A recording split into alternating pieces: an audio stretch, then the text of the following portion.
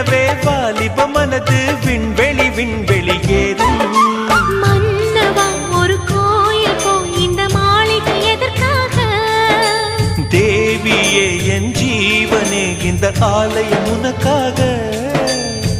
வானில் ஒரு புயல் மழை வந்தால் அழகே என்னை எங்கனம் காப்பாய். கண்ணே உன்னை என் கண்ணில் வைத்து இமைகள் எனும் கதவுகள் அடைப்பேன். சத்தியமாகுமா? நான் சத்தியம் செய்யவா?